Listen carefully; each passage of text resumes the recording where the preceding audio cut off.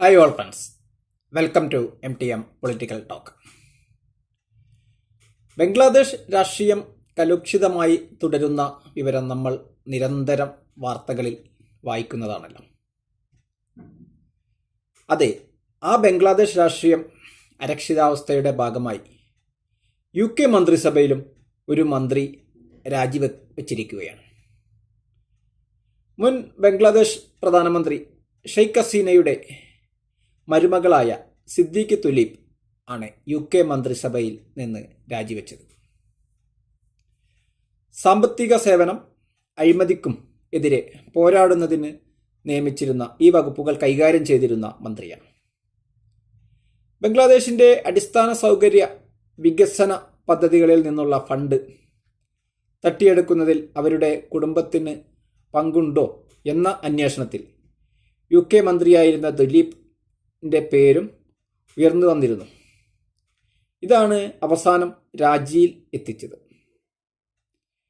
വിദ്യാർത്ഥി വിപ്ലവത്തിലൂടെ പ്രധാനമന്ത്രിയെ പുറത്താക്കിയ ബംഗ്ലാദേശിൽ ഒരു സ്ഥിര സർക്കാർ ഇതുവരെ നിലവിൽ വന്നിട്ടില്ല എന്നതും വസ്തുതയാണ്.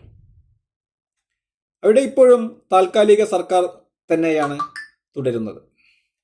അതിനിടയിലാണ് ഹസീനയുമായി ബന്ധപ്പെട്ട് UK മന്ത്രിസഭയിലും മന്ത്രിക്ക് രാജിവെക്കേണ്ടി വന്നത്. വാർത്ത ആദ്യം ശ്രദ്ധയിൽപ്പെട്ടപ്പോൾ വാർത്ത ഇങ്ങനെയായിരുന്നു: ബംഗ്ലാദേശ് അഴിമതി, ബ്രിട്ടനിൽ മന്ത്രി രാജിവെച്ചു എന്നുള്ളത്. അപ്പോൾ തോന്നിയ കൗതുകമാണ് വാർത്ത മുഴുവൻ മനസ്സിലാക്കാൻ പ്രേരിപ്പിച്ചത്. വാർത്ത ശരിയാണ്. മുൻ ബംഗ്ലാദേശ് പ്രധാനമന്ത്രി ഷെയ്ഖ് ഹസീനയുടെ മരുമകൾ ലണ്ടൻകാരിയാണ്, അവിടെ മന്ത്രിയുമാണ്.